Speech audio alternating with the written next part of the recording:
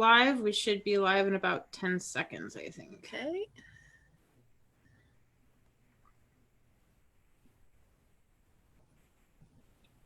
And here we go. Not seeing it. I see it. Do you? Okay. I'll trust you. Hi, everybody, and welcome to the Sisters interview. I am a Shaxi. I'm a member of the Order of the Laurel from the Kingdom of Antir, and my sister is Sir Rifkin, Pelican, Lion of Antir. And tonight our guest is Duke Thorin Njallsson, 7 times King of Antir, Order of the Pelican, and Lion of Antir, and awesome guy. So welcome. Thank you. Thank you. I'm happy to be here. So we usually start off our interviews with asking what your origin story is. How did you find the SCA and what drew you in? I have always been interested in medieval things, you know, grew up reading Knights of the Round Table, things like that. And so I was immediately attracted when I saw things about a medieval group in our area. And I kept my eyes open, and very soon I saw a poster for announcing an event in Madrona. And I headed right off, and you know, was very happy that I did, and just fell in love with it instantly, and been in ever since. And this was long ago. This was an AS5, which would have been what, 76, I think, in April.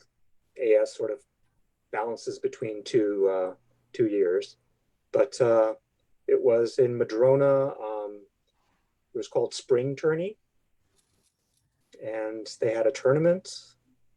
I got to try on some armor, and afterwards they actually had a film crew there. So afterwards we went to a house and watched us on TV on the news. Then we went to an after revel, and I found out that there was another event happening the next day in Three Mountains. And so I sort of crashed with everybody. And then the next morning we headed down to Three Mountains and went to an event down there. And that was my first weekend in the SCA. So for the people that aren't from Antir, Three Mountains is about 3 hours away from Madrona. That's right. And did you know any of these people beforehand, or you just... I did not. You were the guest that never left.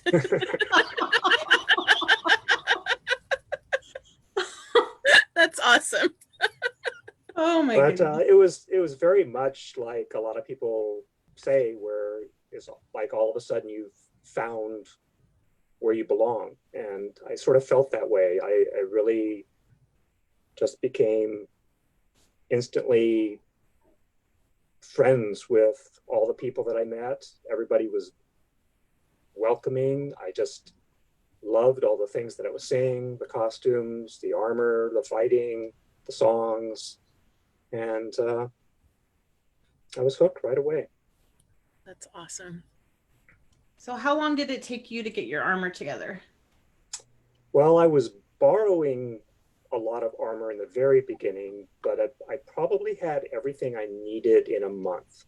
The one thing that I was lacking was the helm. And this being long ago, most of my armor was just old stuff that I could get from other people, or I made some carpet armor, stuff like that. And I got my first helm was a helm that was already made, but it was an older helm. It belonged to Miles of the Shamrock, who's Torgo's brother, and he had an old helm that he didn't need anymore, and I bought it from him, and that was my first helm. I didn't even know Torgal had a brother. Yes, wow. Probably still does. Back then he was known as Miles's little brother. Nice. That's awesome. So at that point in time, Antir was still a principality. Tyr didn't exist at that time. Oh. This was before the Tourney of Union. There was no such thing as Antir. There were only two baronies. There's the barony of Madrona and the barony of Three Mountains in Portland. The barony of Lionsgate didn't exist yet. So tell me about this Tourney of Unity. The Tourney of Unity was sort of the prequel to Antir becoming a principality. I actually wasn't there because at this time I was off into what would become Drakenwald. So I was in Europe, and I managed to come back once or twice for like a 12th night, but didn't come back permanently until after Antir was a principality. But I would hear about it. I was subscribing to the Crier, which was our newsletter, and so I was very much up on everything that was happening, even though I wasn't here. And so the Tourney of Union was a tournament to kind of create the idea of Antir, and then later was the first principality coronet. And I'm pretty sure that the prince and princess were received their coronets that same day, and that was the beginning of the principality. Cool. Very cool. What took you to Europe, and how did you find people to play with there? I was in the Army, so that's actually what kind of my early days in the SCA. I was a student. I did a little bit of fighting, but I just enough to kind of enjoy it, feel like I was doing, something.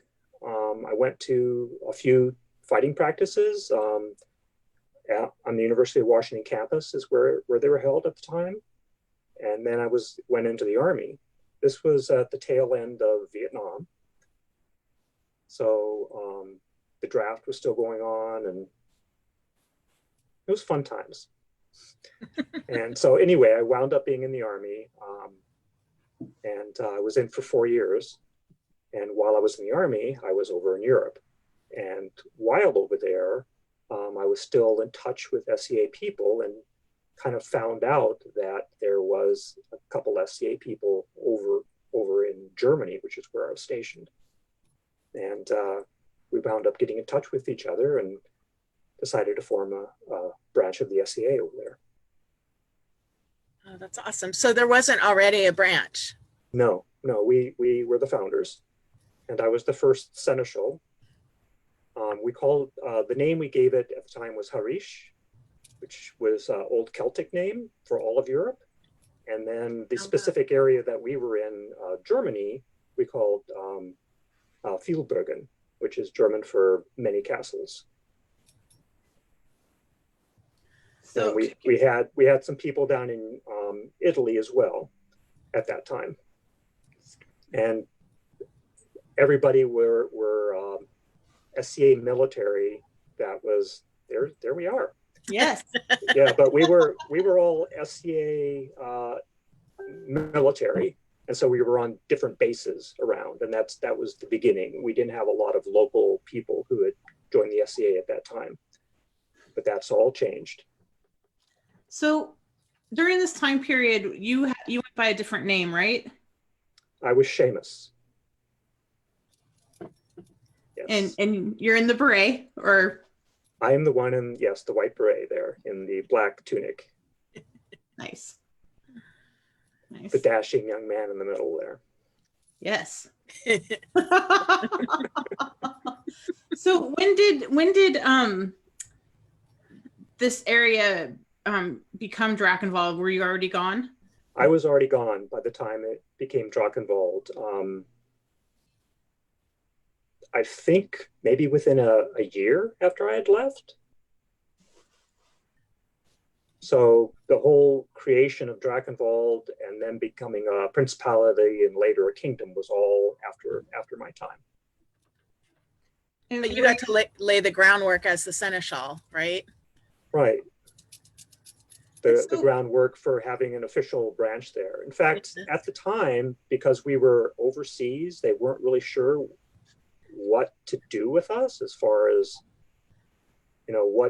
what kingdom we were in or anything like that. So at the very, very beginning, we were actually a protectorate under the board of directors. So the society officers were actually in charge of us. So we reported directly to the society officers. And it didn't take long for them to realize that that was not a very good idea. They had better things to do with their time than kind of watch over a small group. And so we got linked to the Kingdom of the East. And we were part of the Kingdom of the East by the time I left. So I noticed on your order of precedence entry that your first award of arms was from the Kingdom of the East. That's right. I was given an award of arms as one of the founding members of Drachenwald and the first seneschal of the protectorate there. And so the King and Queen of the East gave me an award of arms, but I didn't know anything about this. I guess it happened in court and the information hadn't even gotten to me. So when I was in Antir, very soon after I got back, I received an award of arms from the Prince and Princess of Antir. And then later found out that I already had an award of arms from the East. So. Nice. That's very cool. So when you were over in Europe, did you take your armor? Did you guys fight over there? No, none of us had any armor. We talked about fighting a lot because we had myself, Alan O'Dupta, Jared Bladeau, we had all fought. And so we talked about fighting, we talked about getting stuff together, but we didn't have the wherewithal to really kind of put things together and have organized fighting practices and things like that. I actually had all my fencing equipment with me, but didn't have any SCA fighting. But other than that, we held a lot of events where we did, dancing and singing and played games and just all of the general rebel sort of things that you do in the SCA. And so when you came back to Ontario, we had plans. Unfortunately, I left before the plans materialized. Yeah. So I was going to ask about sergeantry and how quickly that happened after you got back to Ontario. Relatively soon. When I got back to Ontario, this was just before, it was in December, I think. And so not long before 12th night. And I got to know the Prince of Ontario, who is Theodulf of Borgrove, and met him. We started talking, went to, I think, one of his practices possibly beforehand. And we wound up being knight and squire. So I became squire to Theodulf. And it was early that next spring that I believe the whole idea of the sergeantry came about. And he was the Baron of Madrona. His lady, Anne, was Baroness. And so I was very much around for the whole planning of that. And so was very enthusiastic about being part of the testing. And so people understand what was sergeantry and why did it come about? The principal reason that it was came about, and this was the original planning, was with Theodulf and Baron Gerhard Kendall of Lionsgate, was that a lot of the fighters in Ontir were not well known to the Knights of the West and the King and Queen of the West. We were part of the West then, and so you basically had to travel down to events down in the center part of the kingdom to get known, to have people see you. And a lot of times they would see you at maybe at one event and they just wouldn't know much about you. And so the idea of the sergeantry was, if you passed the sergeantry, you basically were showing that you had all of the skills and the knowledge and the ability, other than the fighting, that was required of a knight in those times. And then they could just, they basically had an assurance that they were looking at someone that would be an appropriate knight if their skills at fighting were high enough. So did you go through the first sergeant trials? I did. And were you the first sergeant of Madrona? I was the first sergeant. I was the only one that passed, actually. Can you explain what the trials were composed of?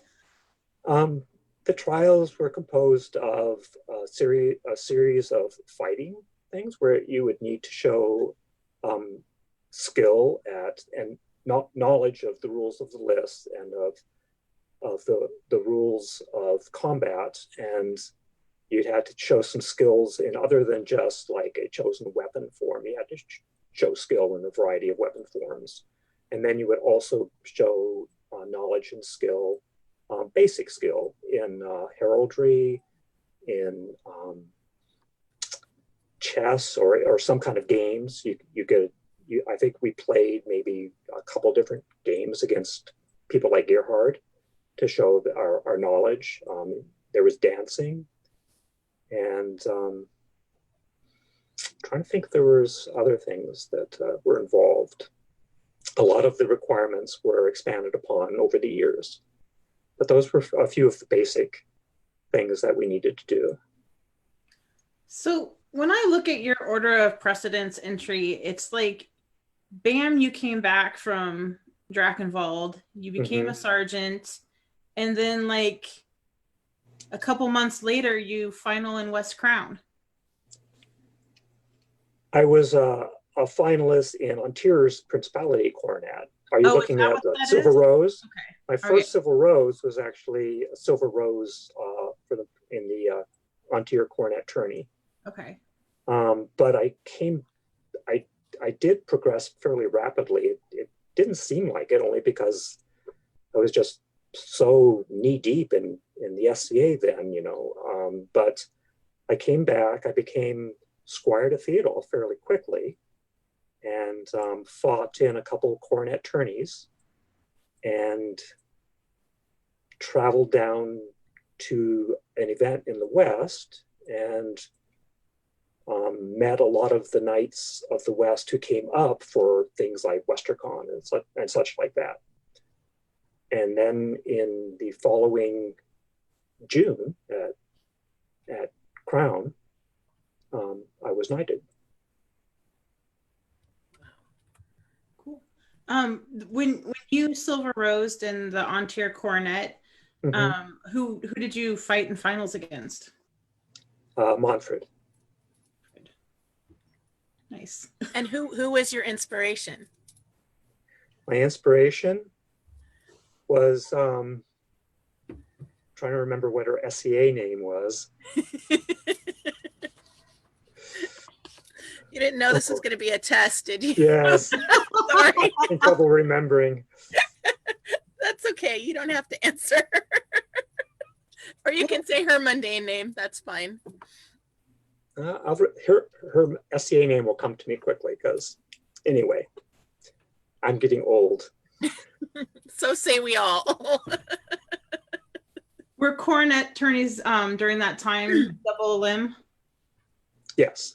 And how many people approximately were in the coronet? I would say anywhere from 20 to 40, somewhere in that range. And was it at that time, was it a big deal for an unbelt to final in the coronet tourney? It wasn't unheard of. It was pretty neat. You usually had to be a very skilled unbelt to be that far. There were a couple people that were unbelted that got that far in some of the earlier cornet tourneys, but they were pretty small cornet tourneys, you know, maybe 10 to a dozen people in them at the most. And but by this time, yes, Montfort wasn't a master at arms at that time either, so both of us were unbelted. Okay.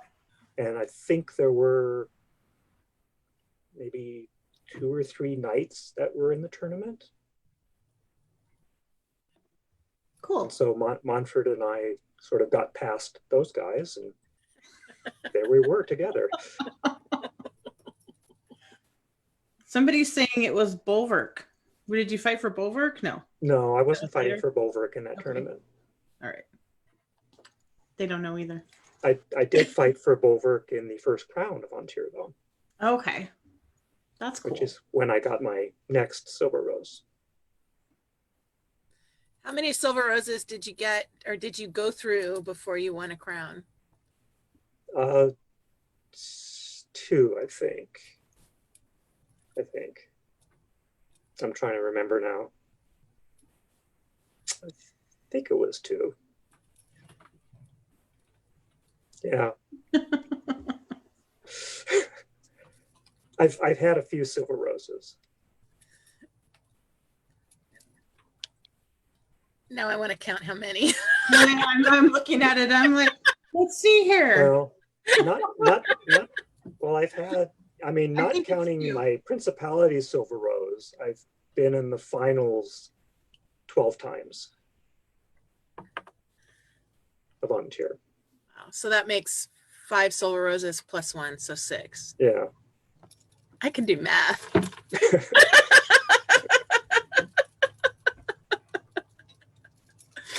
Carolyn says, check your awards box behind you. You want me to do that? She's like heckling in the comments pretty hardcore because she loves you. I'm glad I'm not looking at that. Oh my gosh. Okay. So you got knighted in the West at the West Crown? Yes, Knight of the West. I was knighted by King Gregory and Queen Bevan, Gregor of York and Bevan Fraser of Stirling. And so was that a surprise? For me to be knighted?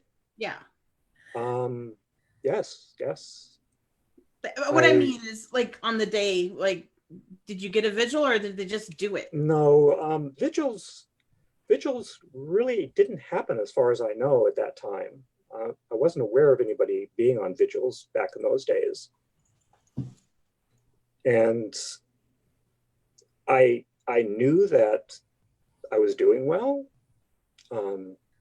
I figured I mean, it had only been a year since I got back and really became qualified as a fighter and became a squire. And so it even though I had fought a bit when I first joined the SCA, I hadn't been fighting in years up to, you know, coming back. And so after a year, I thought, well, you know, I'll probably have to continue doing this for a while. And so I was very surprised that they decided to knight me. A couple of nights after the shift meeting, came up and found me and said, we're going to knight you, and you know, prepare yourself. Was your knight there with you? No. In fact, that was sort of one of the ideas, I guess, behind the sergeantry. Although my feeling is that the Knights of the West really weren't that impressed with the sergeantry. I mean, it was sort of like it was another tool for them to have. It was sort of like, okay, that's nice information. But I found out later that Theodulf and I think some other knights possibly might have written a letter down to the chivalry that might have been read in the meeting, saying that they thought I should become a knight, which sort of touched my heart when I found out about that later. But so there wasn't an issue like fealty wise about whether or not you accept because your knight's not there. Okay. No. That seems so fast. But you had a foundation of rapier fighting mundanely, right? Yes, I had fought. I was a fencer in college, and I continued to fence even after that. And so it, I'm not sure if that really helped with my fighting. It sort of gave me an eye for kind of things moving around, trying to get you, but it's really a different style. Yeah. Um, I, I think just like my martial arts training, it's different.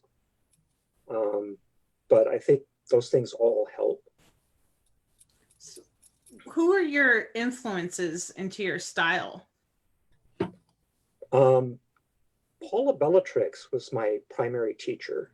So even though he was living down in the Bay Area and I was up in Ontario, I had been to a couple of his seminars, and every chance I got to see him, I would try and, get some learning from him. And Theodulf also went to one of his early seminars. And so my own knight, Theodulf, when he was training with me, teaching me things, he would try and teach me the things he learned from Paul. So even though a lot of it was kind of secondhand, it was sort of Paul's ideas that we were working with. And back at that time, was there more than one fight practice in the Madrona area per week, or were you guys under the freeway? Yeah, and in fact, most of the fight practices that I got to were actually private fight practice that would be held in somebody's backyard. The fight practice that Theodulf had was just in his yard. So it'd just be a handful of us working with him. And there was a fight practice that was off and on again on the University of Washington campus. And so finding good fighting practices was difficult back then as well. Most of the real fighting that we got was if we went to an event. Okay. So I have a question from a fellow Drakenwald sojourner. Fellow felons. A fellow felon. When did you guard Albion? When did I guard Albion? That's what the question says. I'm not aware of guarding Albion. I'm not sure what that means. Okay.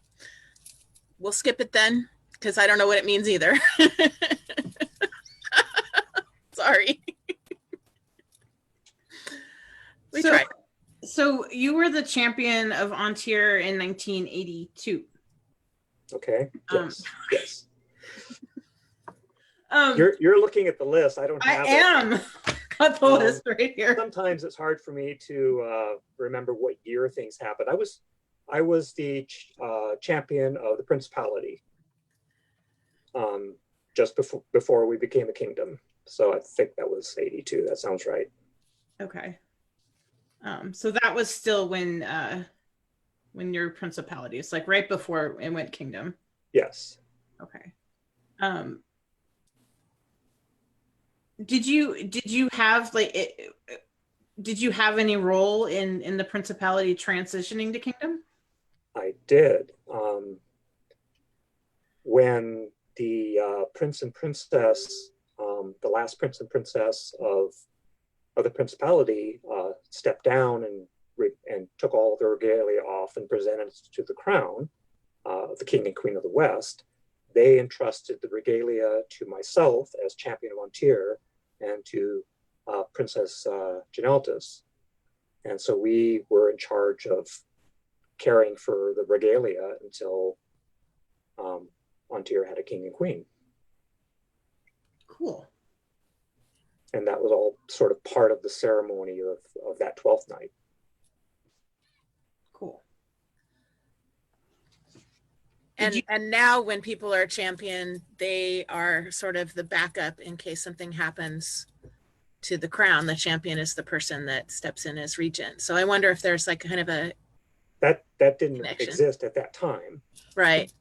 And fact, I actually put that into the laws myself when I was king, I believe, knowing that we needed some fallback because we didn't always have the crown prince and princess available. Right. And so, but at the time, that didn't necessarily exist, although the idea was there of the champion defending the kingdom, however it's needed. And so because I was the champion of the principality, as soon as we became a kingdom, I swore fealty as the first champion of the kingdom. That's kind of cool. I thought it was. I was very honored. Did you fight in the first crown list as well? I did. Can you do?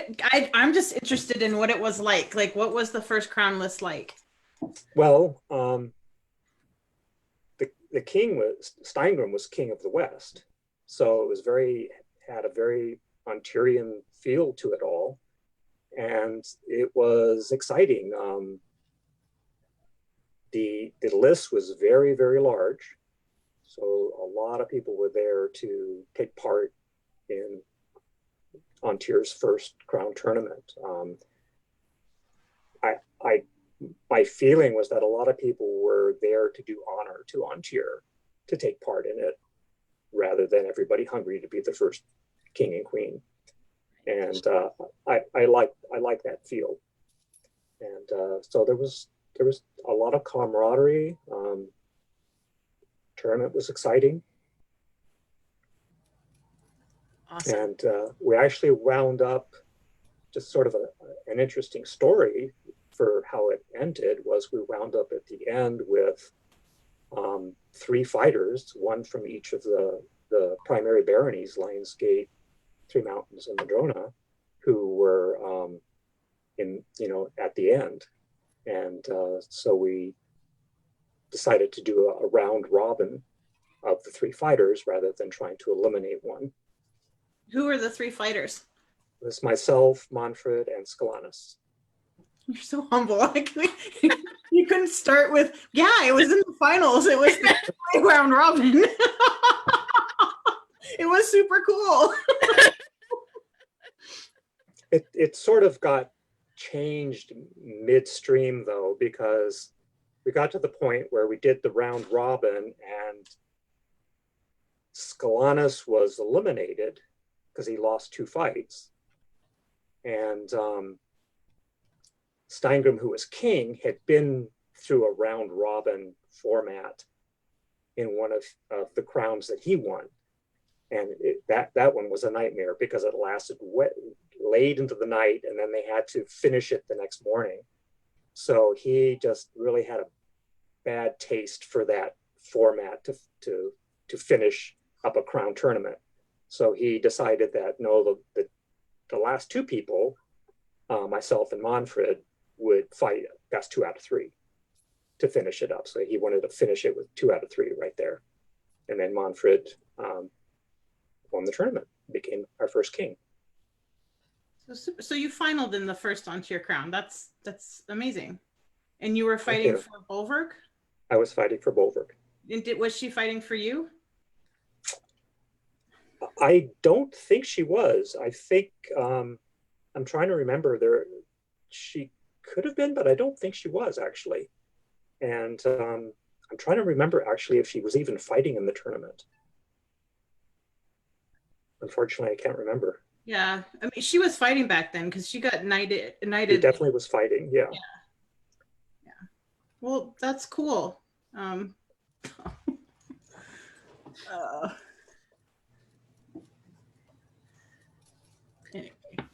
So you what? Keep asking me all these embarrassing questions, like who were you fighting for? I can't remember. Well, the embarrassing question would be like, well, why did you dump Bolverk for Honorod? I'm not going to ask that. Yeah. I don't know. The box has been opened. It wasn't a real question. I withdraw. So you've reigned 7 times in the Kingdom of Ontier. What is one of your favorite things about reigning? There are a lot of really great things about reigning. I love being there to award people that are really deserving. I love the traveling. I love meeting people. I think, though, one of the things over the several reigns that I've really enjoyed the most is bringing in a lot of people to be part of our retinue or our support who really haven't been exposed to things on the kingdom level before, and introducing them to that and showing them around the kingdom. And there have been a lot of people that really have grown because of that. And I love that, because there are so many people that kind of feel like that's not my place. And you sort of drag them up into the spotlight and they shine. It's a wonderful opportunity to be able to play at that level when you haven't done it before. So, did you institute the Order of the Lion Sword for former champions? Was that you? Yes, I believe I did create that award. I think the previous champions, it was sort of received the award after the fact. And was that As your so idea? I believe so. I'm trying to remember exactly. I believe it was that was so many years ago. We're talking about decades ago, not just years. But I think so.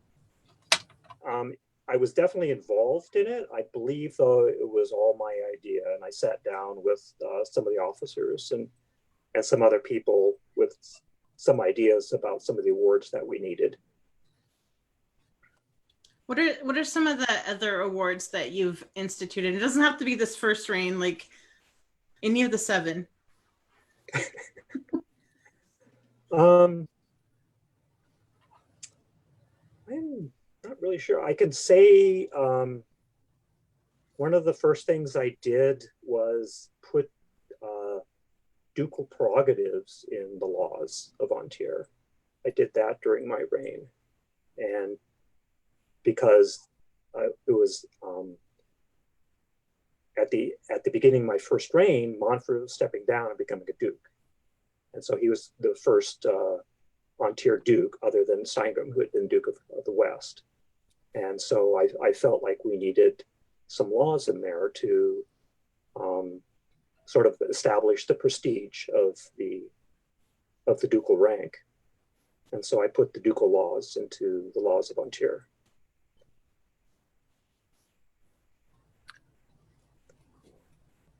Go ahead, Misty. No.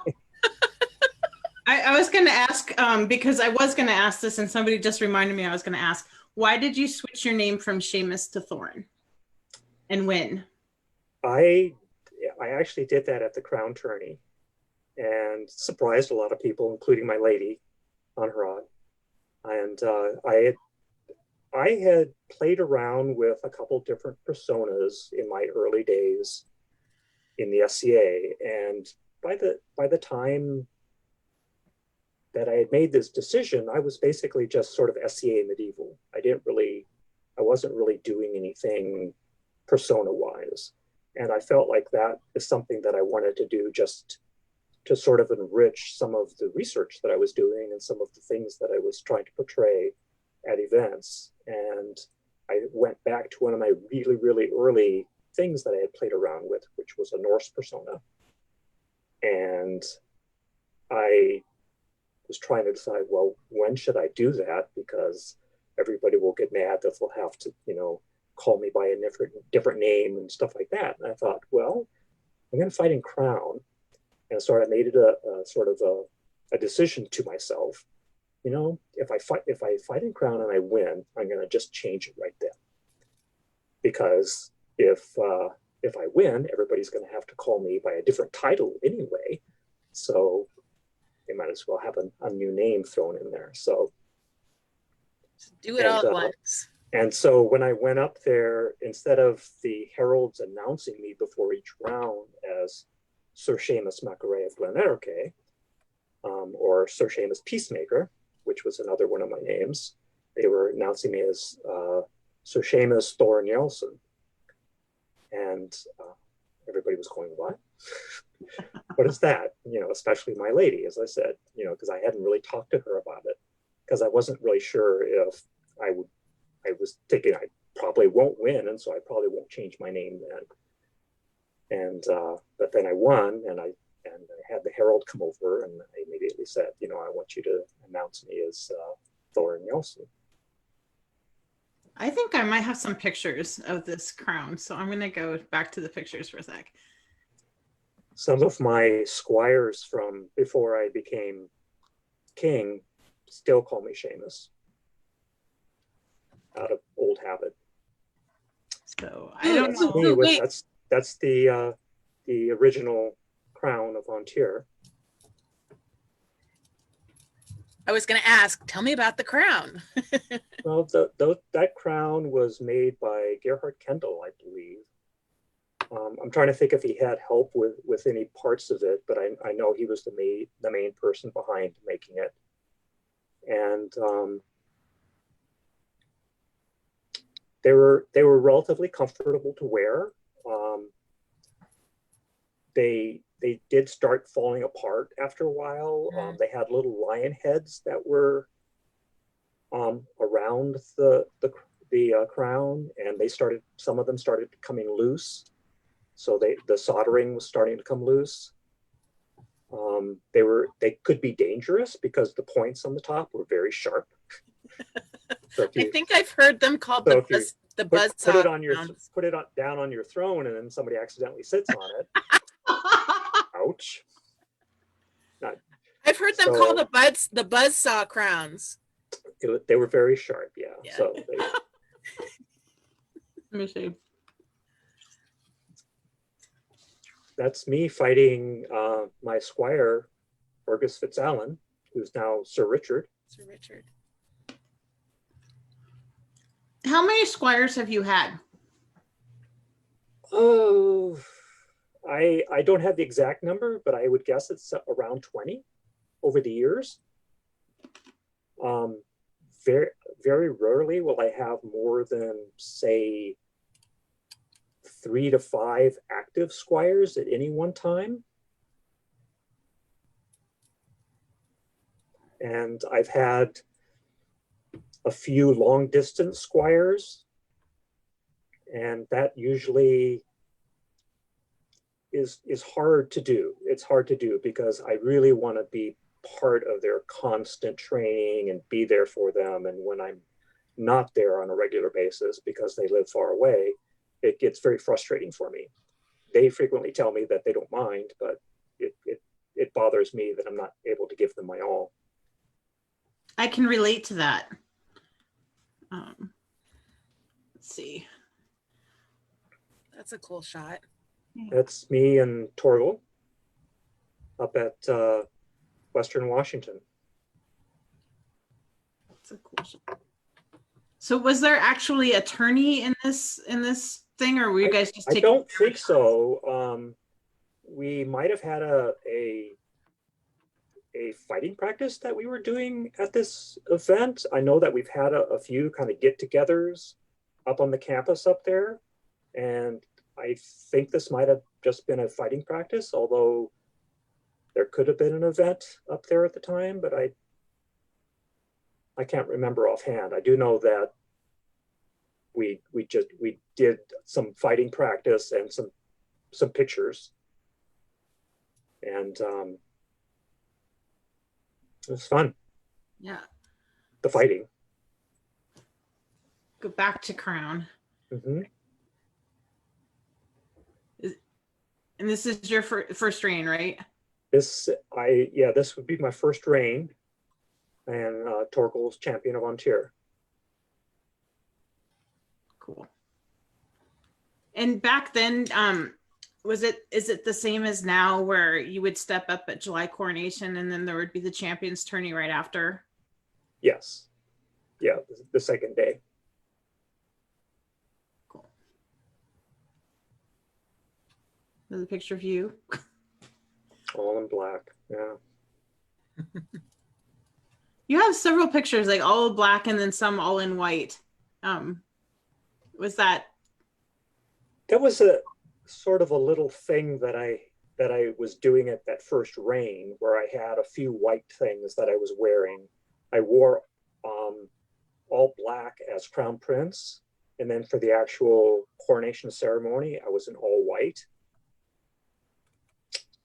cool? And I like the idea of the contrast. So this is me coming in probably for my second reign. And can you tell that because of the Well, prince my cornet? first reign was at 12th night. Okay. So it was a 12th night coronation. And being escorted in by the Varangians, and the Varangian Guard did not exist at the time of my first reign or my first coronation. Mhm. They were really established during my first reign and were formalized when I stepped down. Cool. I love That this is, picture. I'm sorry, what were you going to say, Your Grace? oh, I was just going to say that was one of the really fun things that happened during my first reign was the royal fleet. Right from the beginning, when I was crown prince, we went out on the long ships out into Puget Sound sailing, and all of our comrades came with us. And it was during that time that we put together the idea of the Varangian Guard. I think this is a boat picture. Yes, and the coronet I'm wearing is one of the Crown Prince's coronets. That one was made by Stormcrow. Cool. All right. Well, I will stop sharing. Somebody's asking how your fighting evolved over the years. Um, and what are your thoughts about the state of the fighting art today? Well, my fighting, I would hope that it evolved basically by me just refining my skills and getting better, as opposed to really changing everything that I was doing. New fighting ideas, come around all the time. I would usually play around with them whenever I saw them. Whether it was a new shield type or a new fighting style, I'd play around with it so that I could understand it better and understand what was good about it, what was not working with it. And occasionally I would incorporate new ideas in my fighting, but the the basic groundwork of my fighting really has always remained pretty much the same. Um, as far as today's fighting, I think we have some fantastic fighters out there. And way back in the early days, we had a lot of really good fighters. But by a lot, I meant like a handful, where today, that same level of fighters, we're talking about hundreds. And so because the SCA has grown so much, because we're teaching so much, because you're able to go to regular fighting practices and fighting seminars and learn from the best, the number of people that are at a high level is so much larger. When I was talking to Duke Paul last week, I think he was talking about how he would innovate all the time on the Pell and try new things and come up with new things. Is that something that you would do as well? Oh, definitely, definitely. I would think about fighting all the time. I would go out and work on the Pell, or I would try things at fighting practice, or I would go out and shadow box with myself. I'd have an imaginary opponent in front of me, and I'd close my eyes and move around and think about the timing and the movement. And I would try and refine what I was doing, and I would also try and come up with new things. And I came up with a whole variety of blows that I had never used before, and I refined them and they worked. But even though in a way that they were a brand new blow, they were really just kind of a variation of what I already knew, which is why I'm saying the basic stuff that I learned in the beginning, I basically just refined and got better at. Because for me, a blow is a blow. You know, everything that's involved in one blow really can translate into all the other blows that I throw. Well, one of your nicknames is the Machine, right? Like Thorin the Machine. I guess I'm not sure if I've heard that one. Possibly, I've heard a lot. You know. I know I didn't make it up, but what are the other ones? Oh, I've heard, you know, Robo Duke, and I think my squire said that she's heard Duke One Shot, and so Well, just a variety of things, yeah. But I mean, all knights and then especially all dukes get a reputation among some fighters, and so they'll talk about, you know, whatever it is that they feel you're doing to them.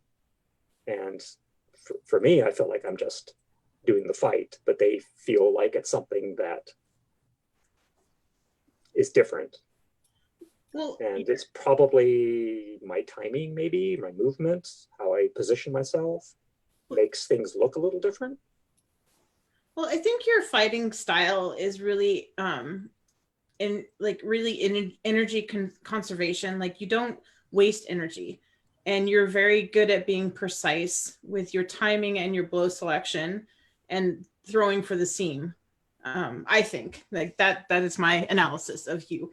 I try to be. I try to be very precise. I don't like the idea of wasted movement, just throwing a blow to throw a blow. So even when I'm throwing a blow where I can see that the target has gone away or it's just not there anymore, I still try and make it an effective movement. Either kind of angle it in a way to make them block even deeper to hide their vision of what I'm going to do next, or use the movement to be able to shift my feet and my hips so I'm moving off to the side, you know, maybe 6 inches, so that the next blow coming in is coming in at a slightly different angle. So it's all part of everything that I'm doing. So yes, I'm not wasting any motion, and every blow I throw theoretically is a shot that's going to hit.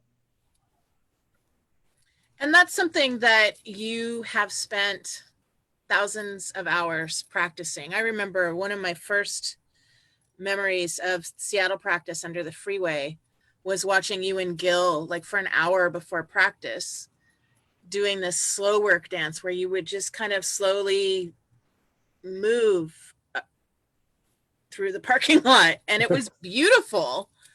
But I didn't understand what you were doing because I was brand new. It was really interesting. Yeah, slow work is a big part of what I do. You know, I learned effective slow work from Duke Paul, and it's essentially slowing everything down where you can see everything that's happening. You can experiment with things, or you can just play with the flow. But it really involves a lot of balance and timing, proper movement. If you're doing anything incorrectly, it really shows up during slow work. If you're doing things just right, then you can really feel it. And a lot of times, to take that slow work and turn it into real full speed combat, a real blow, all you need to do is just kind of tighten things up slightly in your core, and you have a full blow. So it was a big part of my training, and I'm sure it looked odd to some people that weren't really sure what we were doing, but it was a big part of the training. I thought it was really cool. Thank you. And I knew it was important because it was you and Gil, and you know, so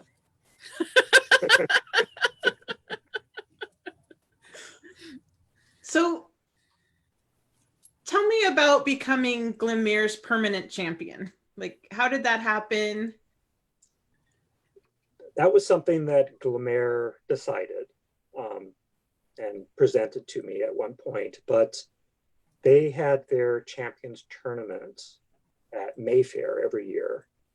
And it was the second or third Mayfair, maybe, when I went and fought and won the championship there. And then the next year I won again, and the next year I won again. And at some point in there, they decided, well, why are we risking getting a different champion every year? Because we really like Thorin being our champion, because I had done it a few years in a row there and spent a lot of time with Glenmuir, giving them lots of my attention and training. And so they offered to make me their permanent champion, and decided that the winner of Mayfair would be the winner of Mayfair, but not their new champion. And that's when I became the permanent champion.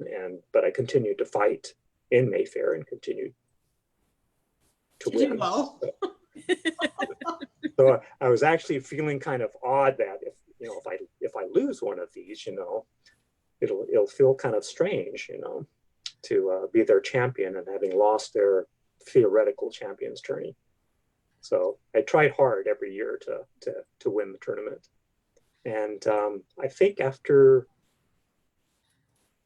10 years or 11 years, somewhere in there, I was hearing some people talk about, gee, wouldn't it be nice if someone else had a chance to win and be Lord Defender, is what they decided to call, somebody else other than me being the champion. And so at that point, I stepped back and didn't fight in any more of the Mayfair Champions tourneys. Be careful what you wish for, people. Kaz wants to know if your slow work and flow and movement that you did was born out of your Aikido influences. No, this was before I ever trained with any Aikido.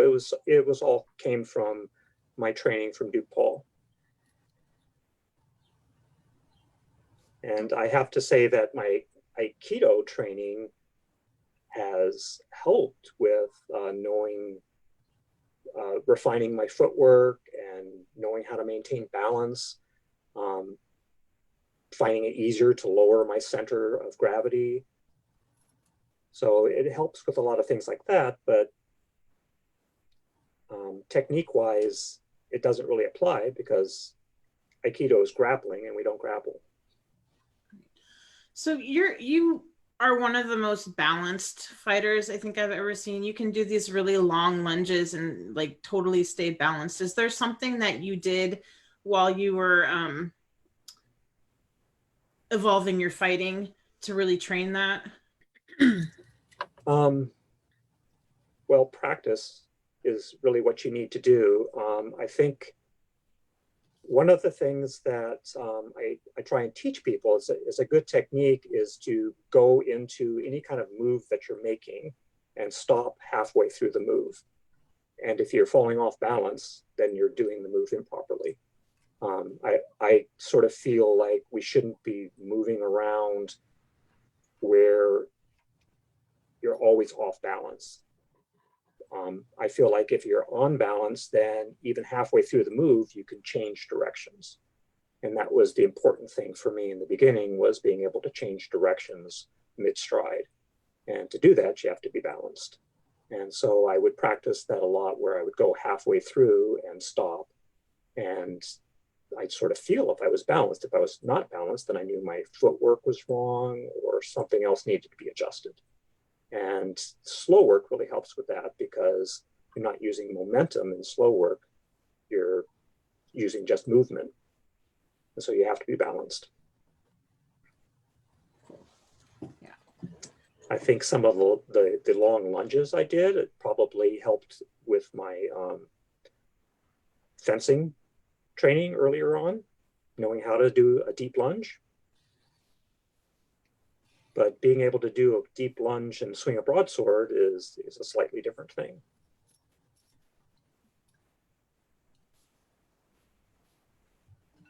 Oh, sorry. Your wife would like to know, and it's not bad. I've been editing those out. When did you adopt your relatively spare armor style, and what part of your armor is the most important? My spare armor style. I assume she means not wearing a lot of armor, or the armor being fairly light. Well, when I first started fighting back in AS5, everybody wore very light armor.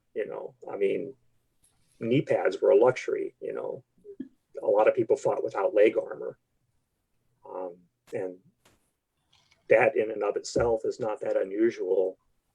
I remember years later being out in the Middle Kingdom and seeing some of the older fighters fighting with just knee pads and a kilt, and that's what they would do. So the stringent requirements for armor have increased over the years, so that us brainless fighters won't be injuring ourselves too much. And but so I started off really early with very little armor, and I've always sort of leaned towards that. I think some of the heavier armor that I've had over the years, I've done mainly because I like the look of it, and so I'll use something because I think that looks really cool, and I'll put it on, and I can hardly move in it, but I will use it for a tourney season just because it looks cool. So one of the things you also sort of brought to the field is a lot of I don't even know what the right word is, but pageantry, I guess, because you always had like multiple banners and all your black and white stuff, and I'm sure some of that was Adriana like making you all fancy, but when did it become important to you to have sort of the trappings of a duke, or the pageantry?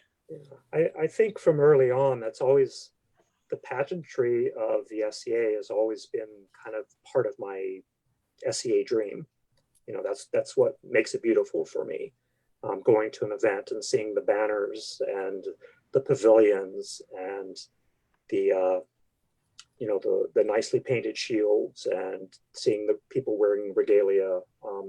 That's all been very important for me from early on. And so it's not something that I developed as a duke, but when I became a duke, I realized that I had more responsibility now to present myself well. And I've been very fortunate in having a lot of people around that have helped me put together some nice things. Like one of my really large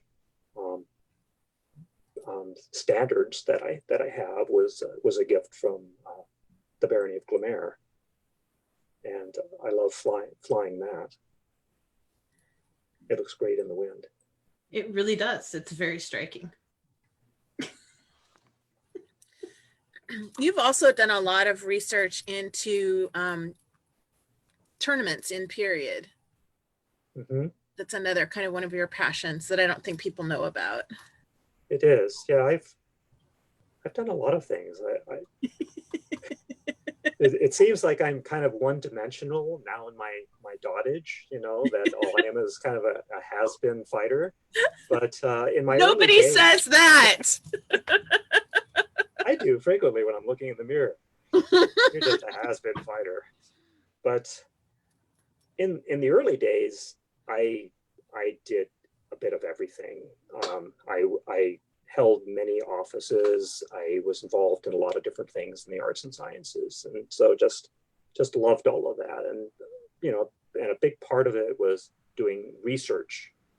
And And one of my opportunities to do some really great research on tournaments was when I got involved in Camlin Fair, which was a private medieval fair that's held up here in Washington State.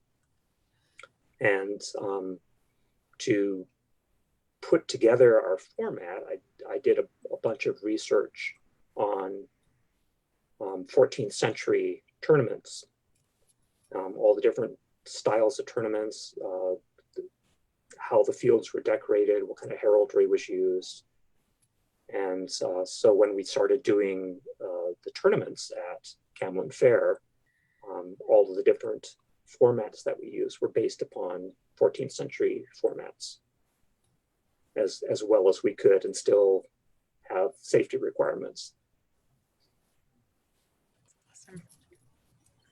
But I've also done research on holmgangas, and among the Norse, and a wide variety of things.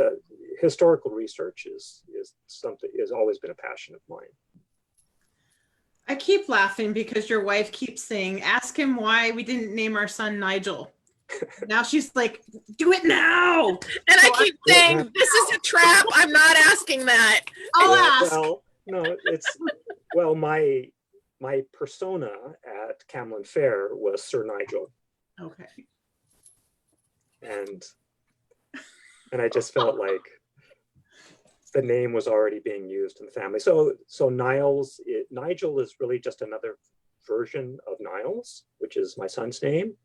And both of them are another version of Njall, which is my SCA pseudo father, Njallsson.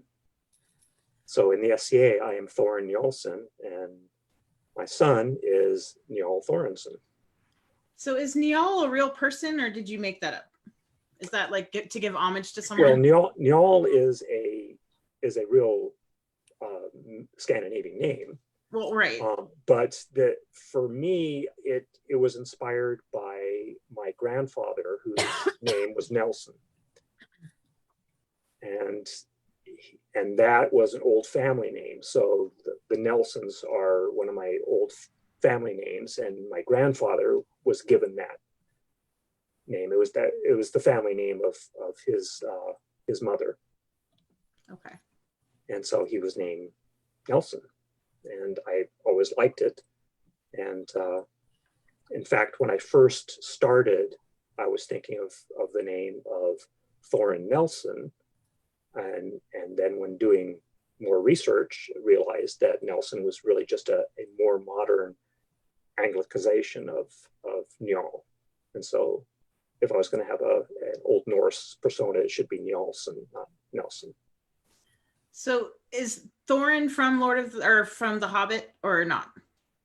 Well, the name is used there, yes, right. But that's not where I got it. No. Okay, I'm just wondering if it was a Hobbit thing. Yeah, no, I'm passionate about the Lord of the Rings, and I remember, and I read it, and I read The Hobbit, and but before that, I had been reading the Elder Ada, and in the Elder Ada, they are talking about the Norse, the dwarf names and the gods' names and a variety of things.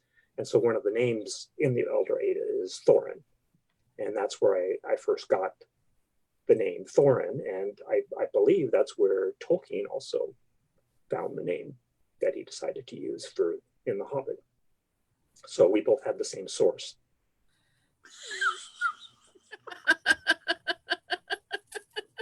So I want to talk to you a little bit about like your mental focus and like your tourney day ritual, because you are one of the most successful tourney fighters ever, probably. I mean, I think you've won the most crowns of anybody in Ontier.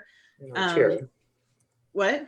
In Ontier, yeah. In Ontier. I talked to somebody 2 days ago who's reigned 12 times. So, and I counted Jade's up when I was going through for somebody else, and he's at 17. So I know that there's people that are outrageously high, but my recollection of you being the permanent Glenmere champion is that you kept winning Mayfair, and Well, you know, these are sort of I did, but that's not the reason I was the permanent champion. Okay, because but even after I stopped fighting, I was still officially their champion. And But when we would go to practice and we would have bear pits, we had the Thorin rule where you could only stay in the bear pit twice through the line, because then it wasn't any fun for anyone else. So I seem to remember that. I had forgotten about that. yes, Yeah. there was the Thorin rule. So I'm wondering, what do you do to get yourself in a good headspace, and what do you think? I know there aren't any secrets, but what do you think your secret is to how successful you've been? I think a lot of it has to do with knowing how to approach tournament fighting, knowing how to approach pickup fighting, practice. It's all fighting, but I usually go into them with a slightly different headset. For practice, I'm usually practicing something specific, and I'm working on that, trying to improve that skill, or I'm teaching. And as the years go by, at practices, I'd be doing more and more teaching. But even while I'm teaching, I'm learning. You know, teaching is a good tool to actually learn yourself. When doing pickup fights, I would either balance that between practicing things as in a fighting practice, or thinking of it as a turning fight. And I've also taught a lot of people that you could practice tourney fighting at practice by going out and fighting a fight or two as a tourney fight. And if you lose, you get off the field, go back and think about it for a while, and then come back later to really emphasize the fact that you just went out, you had one fight, you lost. And that really brings a different headset. For me, it's a matter of focus. If I'm in there where I know that this is not just practice, this is a tournament fight, I have to be totally focused. I very rarely do I experiment and play around with things in tournaments. It's mostly just using my skills, staying very focused, and fighting the fight. And because of the focus, it really kind of plays down a lot of the emotion as well, where I try not to feel frustrated or worried or excited about things. I try and just stay calm and focused. And the downside to that is when I do win a fight, I'm not really excited by it usually. It's just kind of like, okay, it's done. And then I'll step off the field and go, oh, I just won. What might feed into the machine nickname? I don't know. But so having the right focus in those fights is important to me, and preparing for those fights, like when I'm at a tournament, I try to stay focused on the tournament. I try not get distracted from things that don't have anything to do with the tournament. So I'm following the tournament, I'm watching the fighting, I'm trying to keep my head in the fighting. And I take each fight one at a time. I try not to think about fights down the road or fights I just had. I try and really focus on this one fight that I'm at, stay in that moment. And to practice for those, you need to practice tournaments. And as I said, you can practice them at fighting practice by approaching any individual fight as a tournament fight, but it really helps to go off to a lot of tournaments and fight in those tournaments and try and have the same headspace that you would in a crown tournament in any small tournament anywhere. And the headspace, a lot of people, when I say that, they say, you mean like a crown tournament where it's win at all costs? I say, no, just the opposite. A crown tournament where you need to not make any mistakes and you stay focused. And if you lose, you just lose. And that winning at all cost brings in this emotional thing for a lot of people, which I try and teach them as a distraction to them fighting better. So, has focus and being able to put your emotions aside something you've always been good at, or is it something that you worked at over the years? It's hard. It's hard because, to tell you the truth, from the beginning all the way up to now, I get very nervous fighting, um, especially tournaments. It makes me very anxious and nervous, and so trying to control those nerves is part of it, and staying focused on the fight helps a lot too. Because as nervous as I might be prior to a tournament or to fights, once I'm actually out there in the fight, that all goes away. And so that's one of the reasons I try and keep my mind in there, partly to stay focused on why I'm there, and partly it helps with the nerves by just staying in the fight, even if I'm watching somebody else's fight. Is there anything that you do, like any sort of triggers that you use when you get on the field to make yourself focus and to like let all the stupid distractions fall away? I try and do my salutes the same way each time. Try and put together a nice format to it to give it a familiarity. I usually try and make sure that my focus is there. So if my focus isn't there at the beginning of a fight, or if I feel like I'm losing it in the middle of a fight, I will usually step back and try and focus on one thing. Whether it's looking at my opponent's sword or being aware of our range or something like that. And that helps. And if I'm focusing on that one thing, that helps bring all of the rest of the focus together. Cool. I was going to shift gears. Do you want to talk about this more? But we can talk about whatever you want. You're in charge, boss. I'm in charge. I have you were on the throne when Avakal went principality, right? Yes.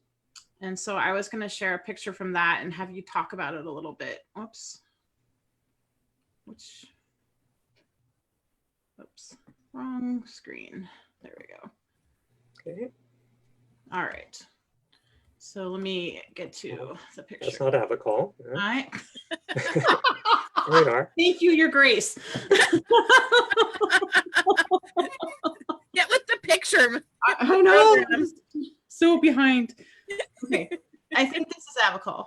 So this is a knighting at Avakal. I knighted Vic and Albrecht at their first crown tourney.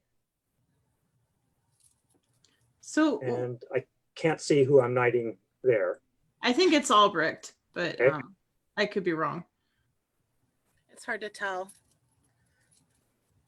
But I just was wondering, what was your role in making them a principality, and just anything you can remember, like any anecdotal stories that would be fun? Well, they had basically made all of the work. They had accomplished all the work prior to my reign, and so they were ready. And as king, I was in a position to help with final decisions. But of course, it was at the point where the board of directors were really deciding whether or not they would move on, which they did. And I helped approve the format of the tournament. And I had meetings with the chivalry up there discussing their position in the kingdom, and where the duties of the prince and the princess, as far as the order is concerned. But I would say most of my role was to be there and enjoy the experience. And I had the pleasure of knighting two fantastic people there, and that was a joy. Vic said that you gave a good buffet. He's, I think, pulling your leg. I actually, my previous to this, I'm trying to remember, it could have been the previous knighting that I did going up there, but I had done a knighting at 30 year, and my buffet possibly gave the guy a concussion. And as I'm congratulating him, I had to hold him to keep him on his feet, and then gently pass him off to the rest of the chivalry to hold on to. And so I think from that point on, I was a little bit concerned, and which made, I think, Vic and Albrecht a little amused when I explained things after the fact, because they're pretty big, strapping guys, and I'm just a little guy. And so they said, if you couldn't hurt me with a rock, Your Majesty. And so my first buffet was kind of a pat on the chest. And my second buffet was a little fiercer, but I still had that kind of like, just kind of, I didn't want to hit them hard. So I think both of them were disappointed in it, but Well, he didn't sound disappointed. I didn't want to hurt them, Yeah. And I've heard the story of the 30th year one too, and I don't think you gave him a concussion. I just think he wasn't expecting the top of his head. No, and it was the top. Well, he's a singer and a storyteller, and so I wanted to stay away from his mouth.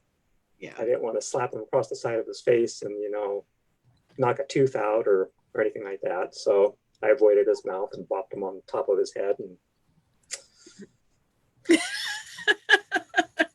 He lived. He lived, yes, fortunately, because he's one of my pride and joys from people that I've knighted as well. He's a good dude.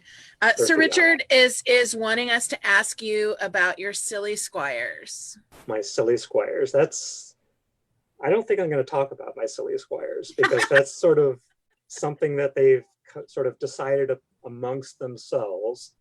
I have a handful of squires that like to think of themselves as my silly squires, and they will do silly things together. But usually all the planning and stuff is done behind my back, and that's just as well. So and they usually know when to stop when they get a look. So, but with your squires, I mean, you said you had over the years probably close to 20. Yeah, I think so, from the very, very beginning all the way up until now. Yeah. Amazing loyalty in your squires, though.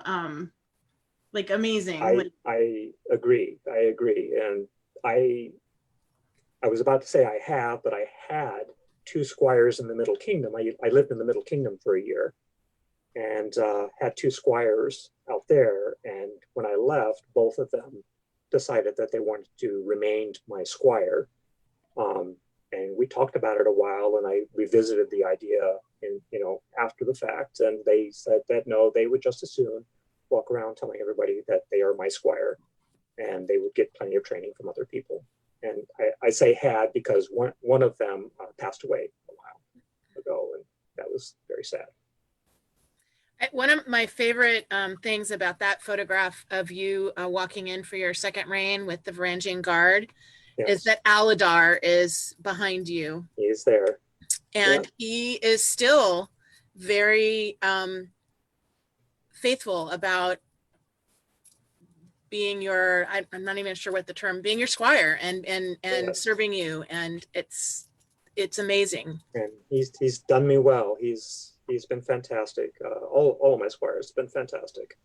But yeah, Aladar, he had some accidents, to include a motorcycle accident. So he's had back problems a lot. And so he had to step away from fighting for a while and then tried it again. And the back problems kind of came back. And so hasn't been able to fight like he wanted to from the beginning, but he's continued to stay there as my loyal squire and is constantly serving me. Whenever he's there, he serves me and does a fantastic job.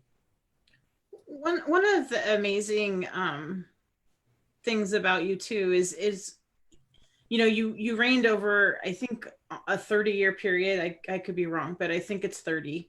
That's about right. Yeah, it sounds like it. Right. So you kept your prowess up at like a phenomenal level for 3 decades, at least. And at that time, you still made time for anybody, not just your squires, but anybody to learn from you. Like when I was going to Wednesday practice with you, I think you would give me a half an hour of your time all the time. So I'm just sort of wondering, how did you balance um, giving yourself what you needed to stay at the level that you needed to compete and train everybody else? I had to put in the extra time myself to train.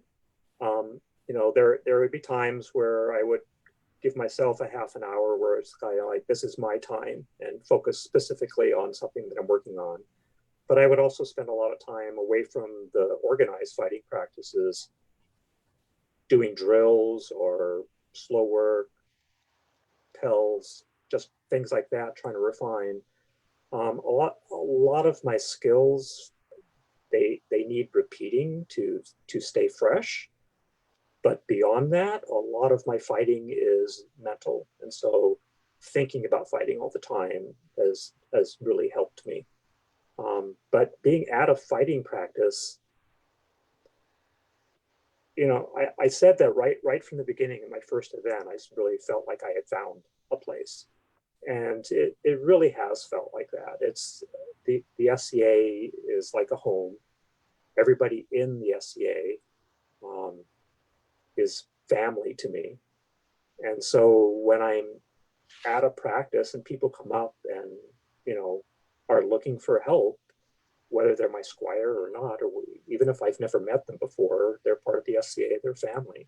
And so I feel like I want to give to them. And if they're a good student, and by a good student, I mean they really listen, they try, they work hard at it, then I want to give them even more because I love that. And I know what it's like to be a student and you're really craving help to figure it out. And so, I mean, in your case, it didn't take much for me to give you whatever you needed, whatever I could give you, because you're a great student. You're a great student of the art. And, so.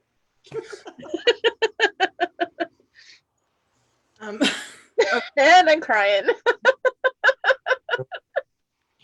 And I like you too. I mean, just spending time with you is pleasant. That always helps.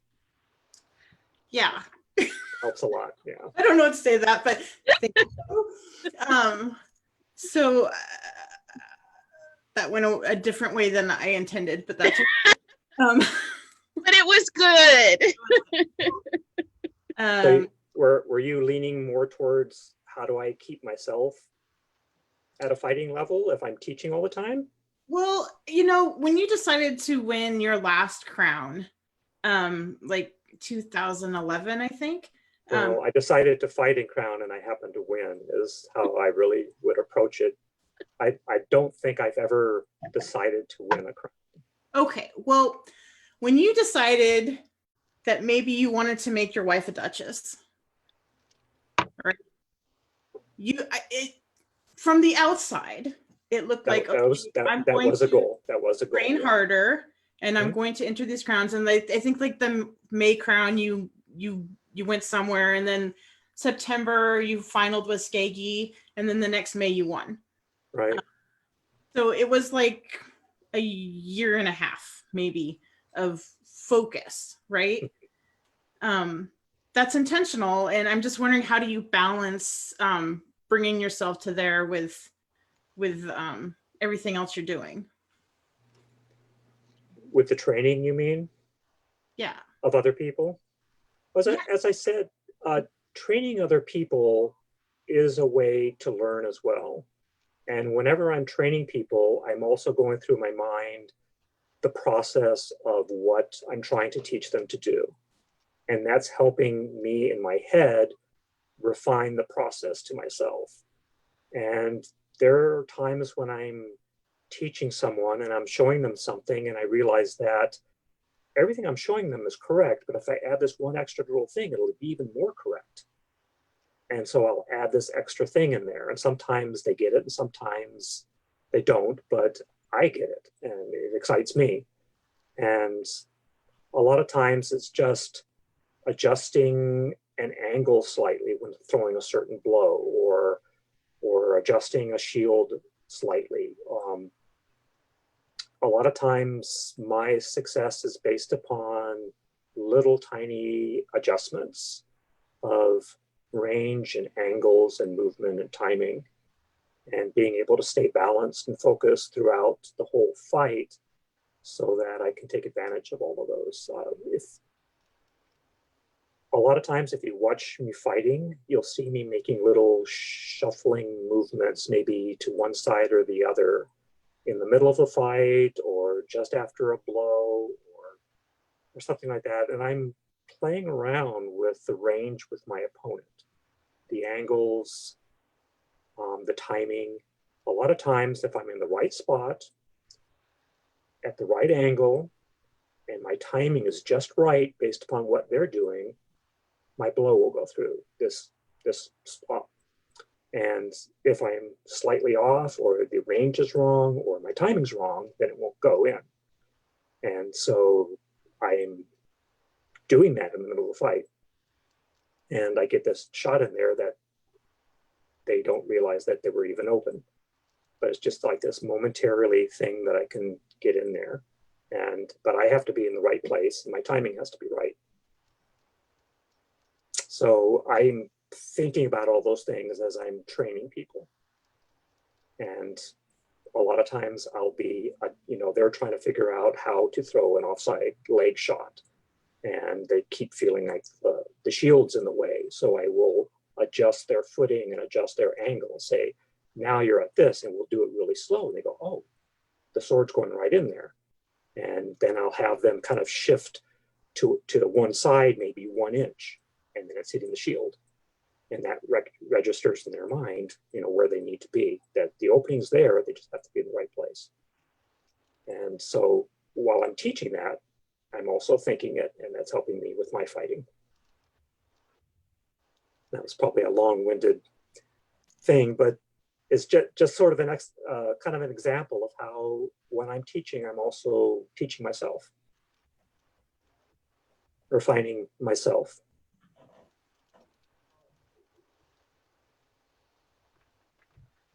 Okay. Okay. Thank you. Did I not make sense? No, you made perfect sense. You made perfect Okay. sense. I'm thinking that we should probably switch directions. During your last reign too, you had sort of a supportive role in helping the inspirational equality movement. Yes. You want to talk about that a little bit? This something that was very important.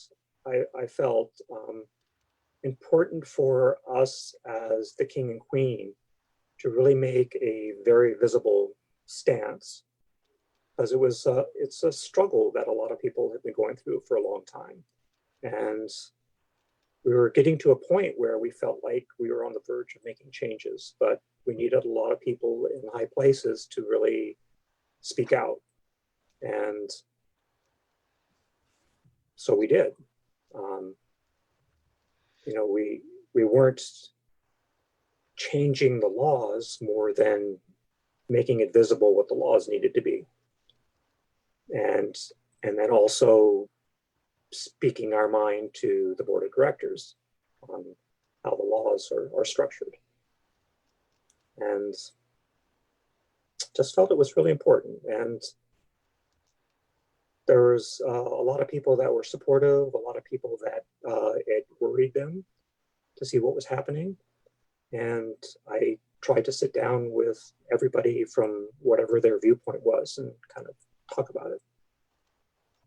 So spent a lot of time behind the scenes talking to people.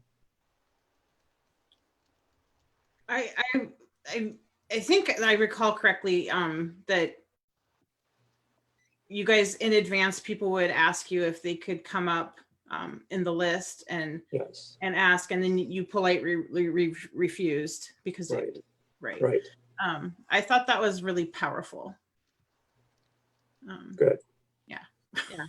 It definitely was impactful to have same gender couples come up in the list and present themselves.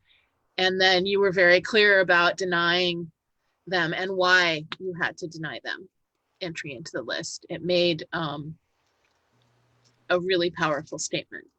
And I think it was helpful to see the number of people and the quality of people who were impacted by the way the laws were be up there in court presenting themselves. So we can all see that these are good people that we all respect, and this is affecting them in a way that's detrimental to their fulfillment and enjoyment in the SCA. Thank you for doing that. It was a good thing. It was, my privilege, and I felt my duty. Misty, you gotta go. Oh, okay. Sorry.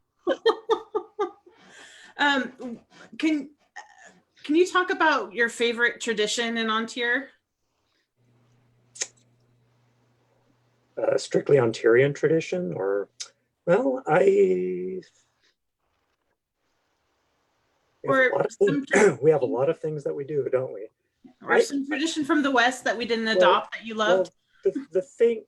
One thing that's actually, we pretty much adopted from the West, and we've stuck to it to the extent where we feel it's Ontarian, and that I really like, is our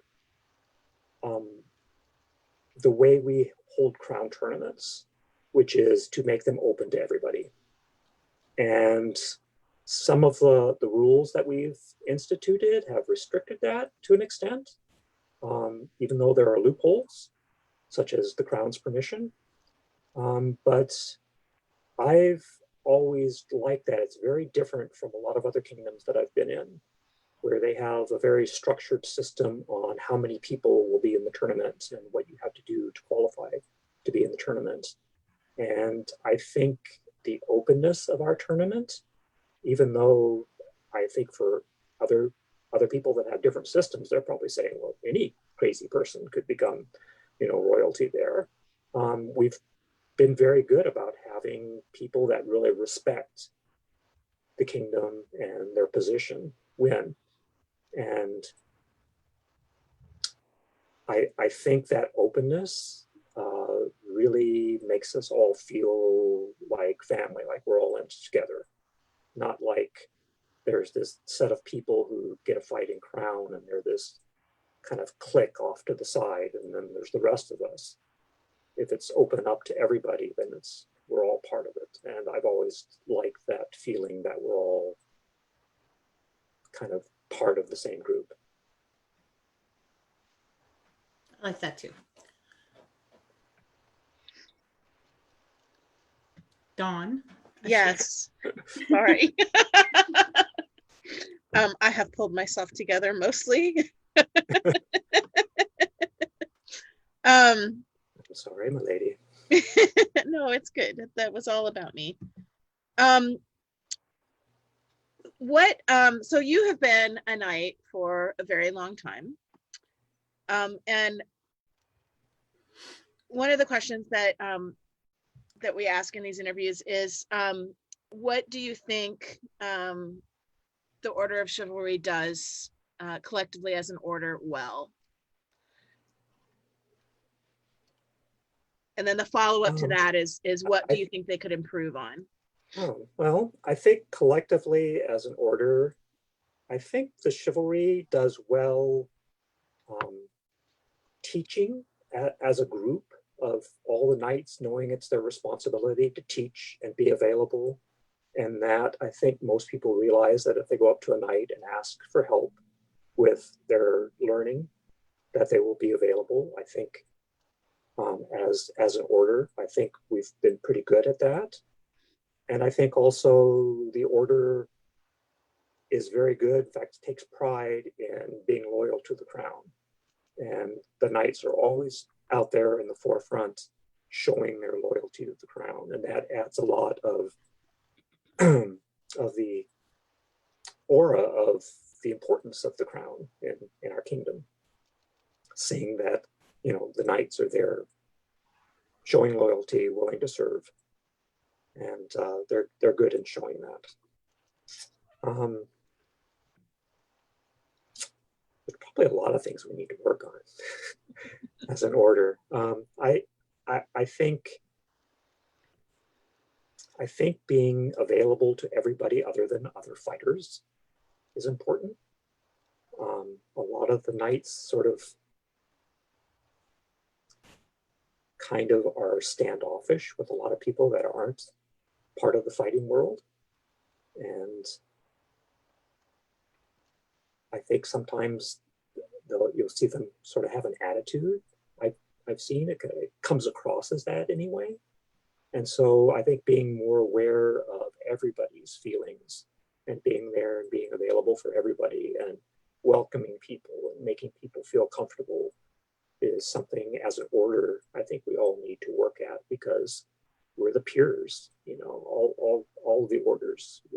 I think it's important that we're all the peers, and people coming in new, we should be among the people that are there helping them and making them feel welcome. So I think that's something we could do better at. I like that. I think that's really important. Are you ready for the final 10, or is there more that you want to ask? There's a final 10? Yeah, Okay. there's the final 10. But before we get to the final 10, and I'm not pressuring you or anything, I just want to let you know that we miss you. Thank you. I missed you at Sport of Kings, and I want you to know that you are valued and you have a lot to teach, and you're not a has-been. And yeah, we miss you. And if you decide you want to play a little bit more, we would all love to see you. But there's no pressure. Thank you. We just need to get through these plague years. Yeah. Right. Once it's safe. Yeah. So I just had to say that, because I do miss you, and your absence was pretty big. Yeah. So anyway, final 10. You ready? All right. All right. If you could fight anyone in the world, who would it be? Wow. I'd love to fight Torval again. I think he's watching. He kind of called me out the other day. He said if he still had his 20-year-old body, like we could fight. And I was like, bring it. If we were both 20, well, I was 30 when he was 20. So yeah, but those were great fights. I could think of people that I haven't fought in a long, long time, like Torval, that I would love to fight again. I guess in my travels, a lot of the people that are out there, I have had a chance to fight, like traveling to Pennsic and such. I do remember that there was one really great fighter in my early years at Pennsic that I never got a chance to fight myself, but got to watch, who was Duke John Bearkiller. And so I always thought, next time I'm out there, I'll have to try and get a chance to fight him, and I never did. So anyway, I'm We're going to be interviewing him. He might. Yeah, we're going to interview him in a month. All right. Yeah. And man, just people tell funny stories about Bearkiller. Anyway. I could tell some funny stories. Yeah, just from watching him. Yeah. Okay. Who would you like to see reign in your kingdom? I would like to see you reign in the kingdom, Sir Rifkin. Oh, I thought you were talking to my sister. No, I'm talking to you, Sir Rifkin. I am working on it. I'm working on it. And thank you for all your training. It has helped me get to a place where I feel more confident that I can do it. So anyway, if you could talk stick with anyone in the world for an hour, who would it be? I am happy to talk stick with anybody that really has a passion for learning and wants to talk it. So if I'm sitting down with anybody that just is really passionate about wanting to talk about it, I just love talking about it. And so really anybody that has the passion, I would love to talk about it. And I love sitting around and talking stick and watching videos and analyzing them and talking more stick. So we should like get like a Zoom thing together and like do some fight video analysis with a whole bunch of people from Ontier. And that's a great idea. Love that. All right. Well, I'm going to do it now. So and I expect you to show. All right. What day of the week are you going to schedule that on, Misty? I'm a little busy right now, but is that another question? So no. Am I going to count these questions down? No. Like, that counts as a question? All right. What is your favorite medieval-esque or period movie? Oh, well, there's a lot of kind of good ones. There's a lot of mediocre and bad ones that I watched anyway. As much as I love The Lord of the Rings, because I've mostly from reading The Lord of the Rings, but they did, a good job with the movies. I have a few, I guess what I have to call, guilty little pleasures. And one of those guilty little pleasures came to mind, and that would be an old George Romero movie called Night Riders. I'm not sure if you've ever seen it or heard of it. Starring Ed Harris as... You are not the first person to name King that Billy. one. Really? Okay, I wasn't sure, but it's just a lot of it is kind of ridiculous. But there are certain scenes and certain things that they say in parts of the movie that I just think are just very cool. Very cool. All right. So anyway, guilty pleasure. Those are the best kind. If you could add a rule to the rules of the list, what would it be? I really liked the original rules of the list, as simple and straightforward as they were. I think, in the spirit of the original rules of the list, if I added one thing in there, it might be requiring everybody to display some sort of heraldry or symbolism or regalia on the field with them, or on the sidelines, if they were flying a banner or something. So somebody to bring out some heraldic display to show, which we usually try and encourage, but it's not part of the rules of the list. And I think, I look at that sort of in the spirit of everybody is required to wear a costume when they show up to an event. And it can be whatever they try and put together. No rules other than you got to try and put together a costume. And I think the same thing could apply to when we go out on the field. No rules, but make an attempt to, display some color, some heraldry. I think that would be fantastic. Does such a long way to establish ambiance. All right, number 6. What is your favorite tournament format? When I'm at a really small tournament, I really enjoy doing the round robins.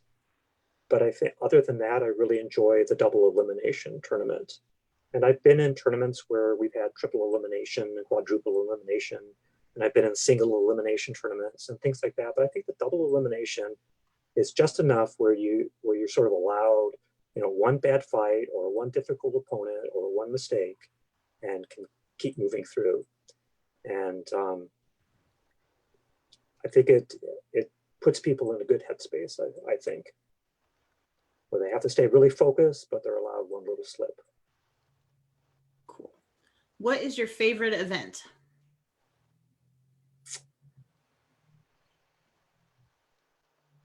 In the early days, one of my favorite events was an event called St. Edwin's Tourney, which was held in the Barony Madrona every spring. And it was a small tournament, even though, okay, you know, we frequently would get people come from out of the area to go to the event. It was a tournament, and there was dancing and contests and games and some cooking.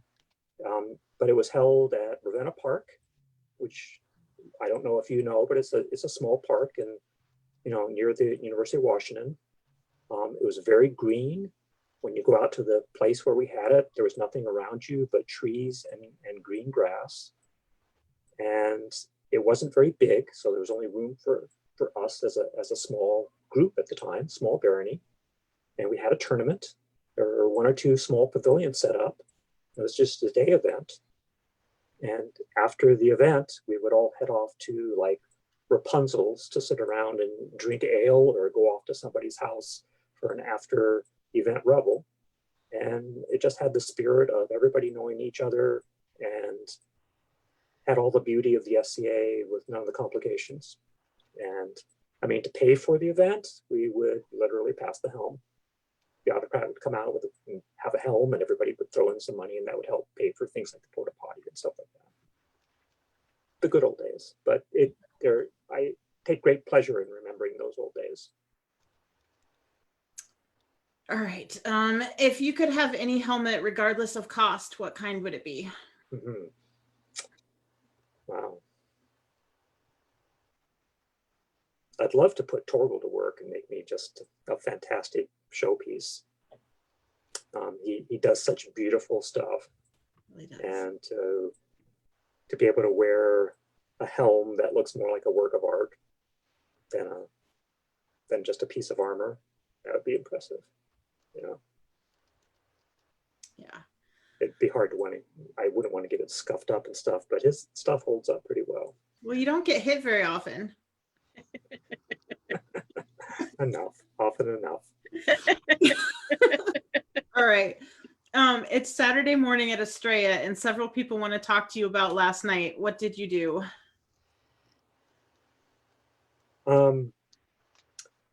Assuming that I didn't go to bed early to get some sleep, I probably went off and hung out with a bunch of my friends, drinking around a fire, singing songs. Usually lots of great old sea shanties or old folk songs or things like that. And we used to spend hours doing that, way into the night. Yeah, I miss that. All right. Who is your favorite fight ever?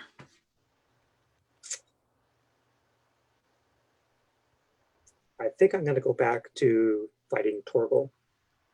I think and a lot of that is because we fought each other a lot over an extended period of time. And his skill was at such a high level that it really forced me to bring my best out, whether it was at a fighting practice or at a tournament. And it was great just being pushed there, plus his skill level was so high. And so, yeah. Good fights. He says thank you. Oh, you're welcome, Your Grace.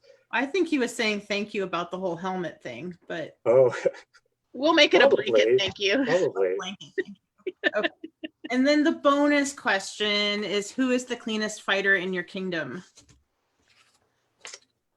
I would have to say Sir Halen de Highwater. I constantly, on a regular basis, he is, some people say, too clean. But he kind of like, if it makes him think about it at all, he goes down. And so, yeah, Halen. Cool. Well, thank you very, very much for spending this time with us this evening. And I'm not kidding. You will be getting an invitation from me for some sort of Zoom video thing whenever I look forward to it. Find a day. Look forward to it. And hopefully we'll get past these plague years, and I'll start trying to show up to your practices and such, and we'll spend more time together. I would like that. So, I think I all would right. too. Thanks everyone for joining us. It's been fun. It's been fun to learn. I didn't even know you were a founding member of Dragonwald. That was pretty cool. And next week we're talking to Barrick and Liesel. Oh, Yes, very cool. I think so. Very cool. I think that's right. I'm pretty sure that's right, and that should be fun. We're gonna talk to them together, so that'll be cool. So thanks everyone, and Dawn, do you have anything else? Thank you. Nope. We'll see you next week. All right, thanks. Bye-bye. Bye. Thank you.